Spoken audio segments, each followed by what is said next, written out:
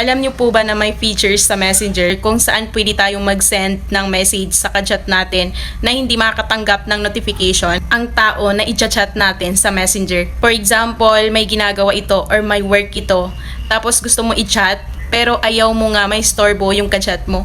At kung paano, tapusin mo lang itong video. For example, mag-create tayo ng message doon sa i-chat natin. For example, ito po. Halimbawa, dito ako mag-send ng message.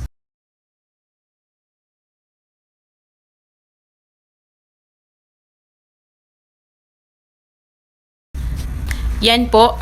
Pagkatapos, dugtungan nyo lang ito ng slash. At may mag-pop up lang dito. At i-click nyo lang po itong silent or itong send message without a notification. Meaning po, walang matatanggap na notification yung chinat mo sa Messenger. Pagkatapos, pindutin mo lang itong send. Ganun lang po kadali kung busy ang i-chat mo sa Messenger at ayaw mo maistorbo ito, ganito lang po ang gagawin nyo para hindi siya makatanggap ng notifications galing sa'yo na nag-message ka sa kanya. Pag hindi na busy yung i-chat mo, makikita niya ang message mo. So, ganun lang po.